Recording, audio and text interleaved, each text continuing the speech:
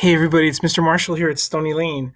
I am coming to you today because I know that you and your class are starting a brand new study in reading. And it's a study of something called social issue books. Okay, so first we should talk about what that means, right? So think about what you know about books and reading, right? You know that in chapter books or in other kinds of storybooks, there is always something called a problem, right? It's something that the characters have to figure out. And most of the time, inside of books that you read, the problem gets solved because there's a relationship between something called a problem and a solution. Okay, does that make sense? So, and the solution is it usually happens because of something that the characters do. Like the characters figure it out and they figure out a way to solve the problem. And then in the end, the problem gets solved and the character probably learns something or changes. Um, and that's kind of how that works. But there's something else inside of books. In fact, there's something else inside of life.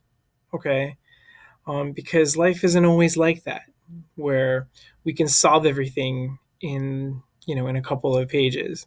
Okay, there is something else called issues. And sometimes we call them social issues. And those are things that are bigger than any book. Those are things that can't get solved, but they can cause problems. And they're things that usually, even in our own real lives, won't get solved because they're so big that they've been there for a long time and they'll be there for a long time. Okay, and those are called issues. Okay, those are called issues. So let's try to think of like what that means. Social issues. So let's think of some examples of social issues. So there are some social issues that I know you know, right? So one is like friendship. Friendship is never going to go away, right? And friendship is always going to, it's going to lead to certain things. It's going to lead to some problems, unfortunately, sometimes, and it's going to lead to other stuff too. Okay. But then there's other ones. There's like, let's see, fitting in, right? Wanting to be like others, right? People are always going to feel that way. There's always going to be someone that feels that way. Bullying is something that maybe you're going to like solve your problem with your bully, but there will always be bullying in the world. Okay. There's also things that are kind of outside of school and outside of childhood, um, like divorce. There's always going to be people, unfortunately, that get divorced. There's going to be death. People are always going to be dying. Okay. Maybe not in your life. Will you always have people dying? But everyone's going to have that sometime. People are always going to keep dying. Then there's something called racism. Racism, you've heard that word, and it's kind of a tough word to explain, but it's kind of like when people aren't fair to each other because of the race that they are. Or sometimes some people are actually they hate others because of the race that they are. And it's not right, but it happens. And unfortunately it's gonna keep happening for a long time, but we do our best to make sure that it doesn't. Racism, poverty. Poverty is when people are poor, like so poor that they can't survive, right? Um, then there's others. There's homelessness. Unfortunately, there are people that don't have homes, and so they have to deal with that, right? Let's think of a couple more. Um, One is prejudice, and prejudice is when people kind of judge others without really getting to know them, and so like that's another one. Loneliness. There are people that are lonely. Everyone feels that sometimes. There's some people that have to deal with a lot of serious loneliness throughout their life. So this is a list of some social issues. There are others, right? There's others, and sometimes when we read books, we have these issues that we see, and if we can recognize what issues are inside our books, that can help us get ideas in our books. Okay, it can help us know what to think about.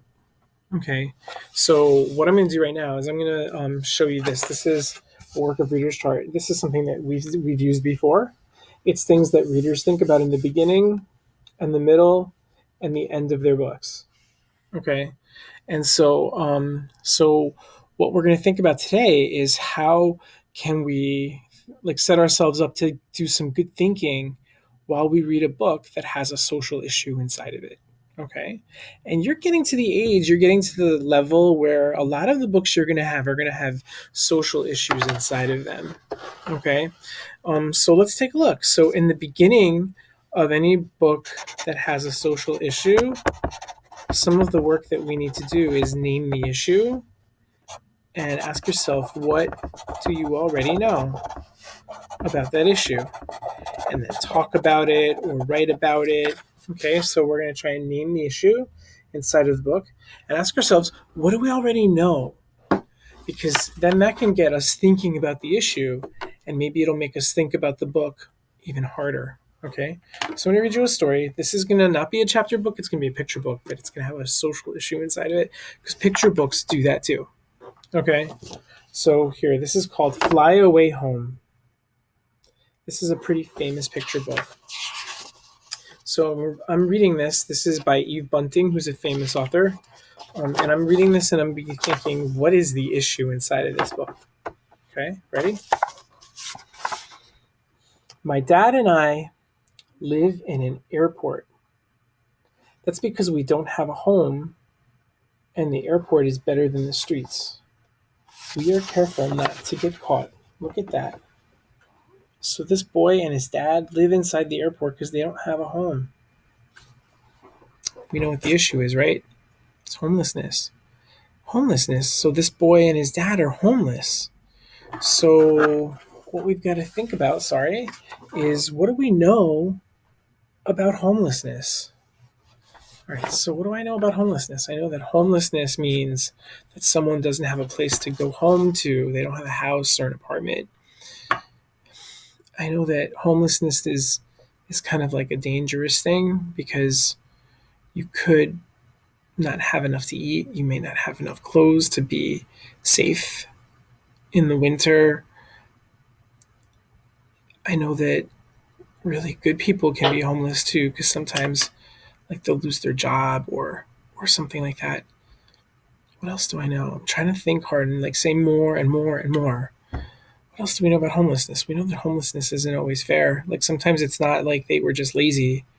It's sometimes like they lost their job because their company couldn't have them anymore. Right? What else do I know about homelessness? I know sometimes people look at homeless people and they have like all these like bad thoughts about them that they must be a bad person and that's why they ended up homeless. And that's not right. So it must be terrible to live as a homeless person because people like have these ideas about you, right? Okay, so I'm going to hang on to those ideas and think about those and see if those happen in this book. Okay, or are there other things that are going to happen in this book? Okay, so another thing that I need to do in the beginning, like in any book, is do some predicting. So, like, think what is going to happen. So, I'm thinking in this book, this boy and his dad are they're gonna they're gonna have some things happen in the airport where there's always gonna be trouble inside a picture book. So, I wonder what kind of trouble they're gonna have. Let's see. Mr. Slocum and Mr. Vale were caught last night. I guess that's these two guys. They look like they must be homeless too. They were caught. 10 green bottles hanging on the wall, they sang. I'm really bad at singing that, sorry. They were as loud as two moose bellowing. Dad says they broke the first rule of living here. Don't get noticed. Dad and I try not to get noticed. We stay among the crowds. We change airlines. Oh, so that's the danger. That's the danger. They don't want to get caught because then they have to leave the airport and they might get arrested, right? Um, so now they're going to be like kind of dodging the police and the authorities so that they don't get caught, right? That's what this story is going to be about. All right, here we go.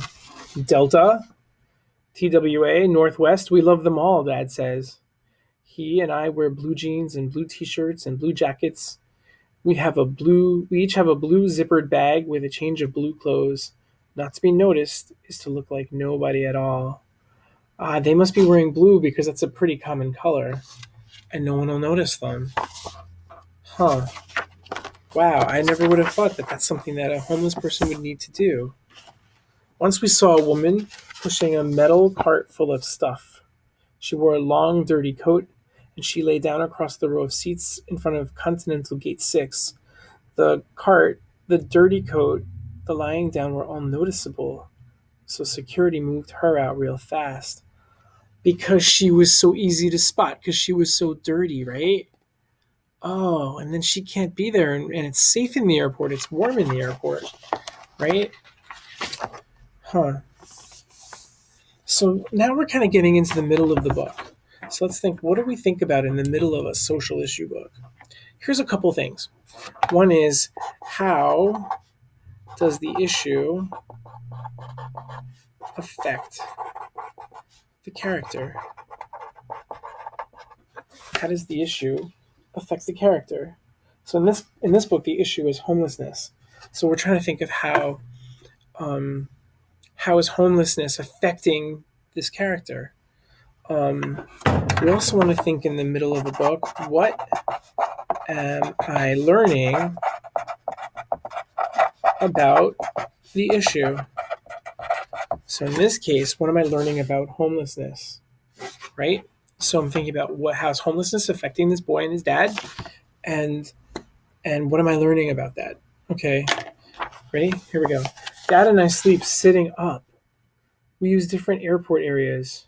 Where are we tonight? I ask. Dad checks his notebook. Alaska Air, he says, over in the other terminal. That's okay. We like to walk.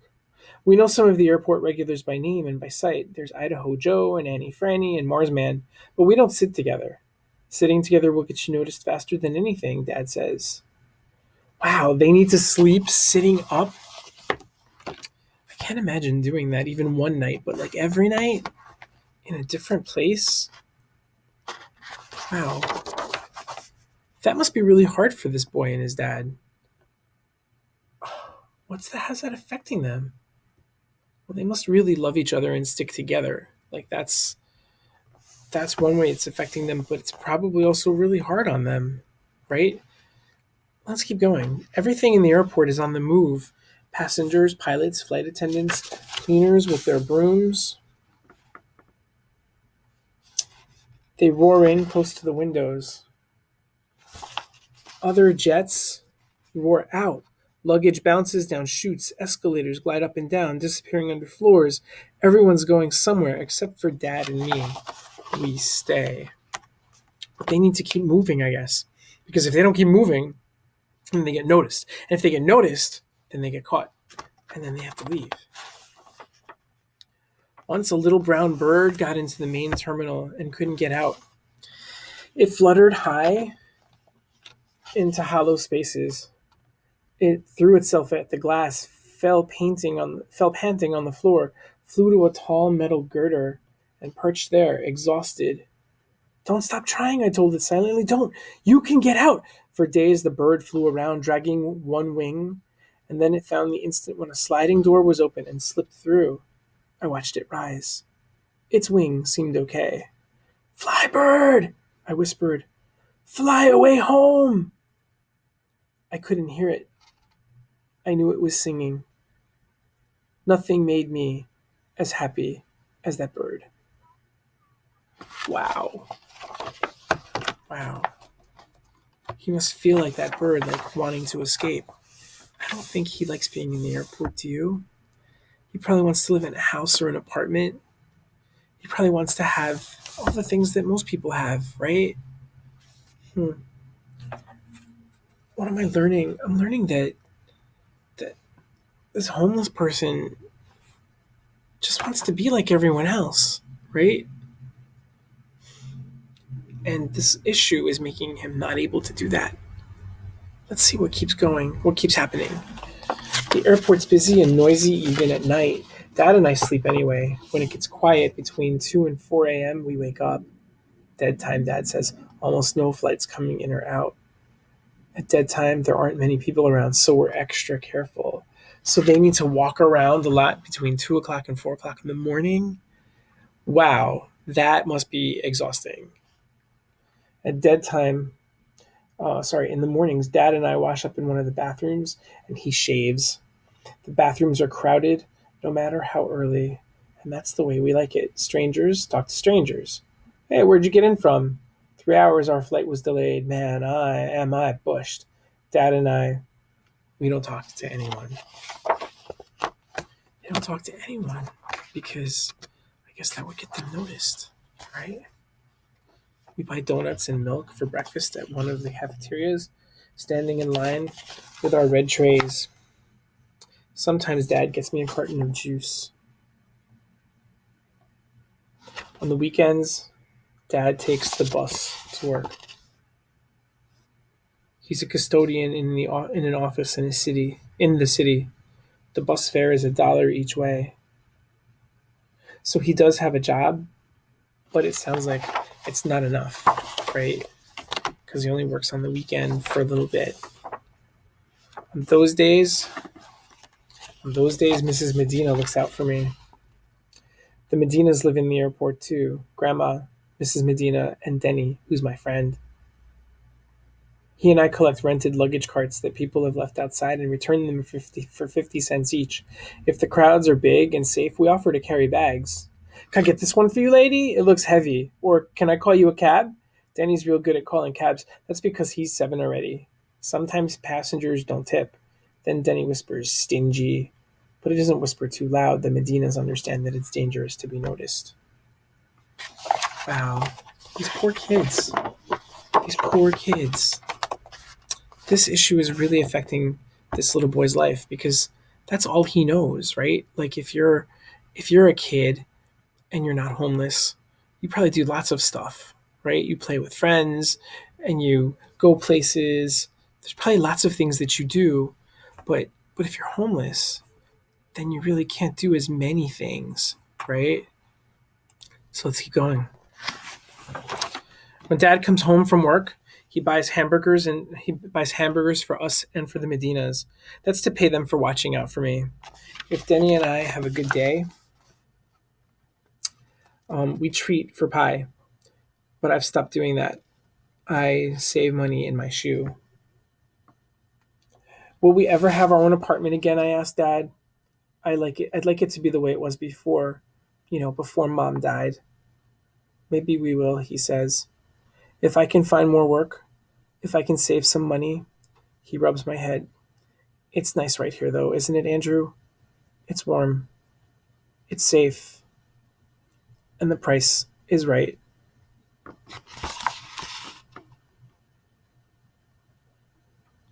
So it sounds like there's like several issues going on here, right? Because there was death in the family. We didn't know that. His mom died.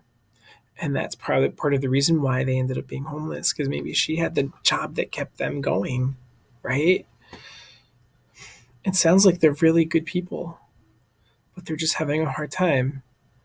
And I never ever stop whenever I see a homeless person to think about, well, I wonder what kind of life they had, and I wonder why they ended up homeless, right? And that makes me feel kind of bad, that I don't think about that. And maybe I should, right?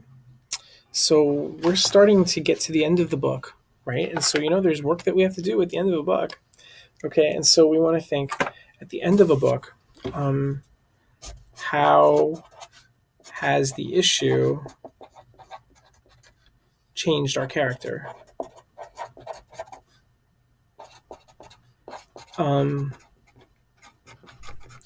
Sometimes we can also think about how the character has changed the issue. Sometimes in a book, a character helps change the world, but it doesn't always happen. Okay. And one more thing is, what have I learned and how have I changed? How have I changed in my thinking about this issue? How's this book helped me to do that? Okay, so these are what we're thinking about. How has the issue changed our character? How has the character changed the issue? And what have I learned about this issue? Let's try to find out. So let's try to find out in our book what we're thinking about homelessness. Ready? But I know he's trying real hard to find us a place. all the time. He takes newspapers from the trash baskets and makes pencil circles around letters and numbers. Then he goes to the phones, and when he comes back, he looks sad and angry. I know he's been calling about an apartment, and I know that the rents are too high for us. I'm saving money too, I tell him, and I lift one foot and point to my shoe. Dad smiles. Attaboy. So this family's really like working hard, and they're working together. Like that's one thing I think this issue has done to them, right?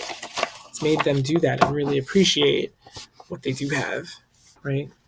If we get a place, you and your dad can come live with us, Denny says. If we get a place, you and your mom and your grandma can live with us, I say. Yeah, we shake on it. It's going to be great. After next summer, Dad says I have to start school. How, I ask. I don't know, but it's important. We'll work it out. Denny's mom says he can wait for a while, but Dad says I can't wait. So he's not even going to school yet. He's not even going to school. Sometimes I watch people meeting people. We missed you. Oh, it's so good to be home. Sometimes I get mad and I want to run at them and push them and shout, why do you have homes when we don't? What makes you so special? That would get us noticed, all right. Sometimes I just want to cry. I think Dad and I will be here forever. Wow. So this has really affected Andrew and his feelings, right? Because he feels like he's never going to get out, right?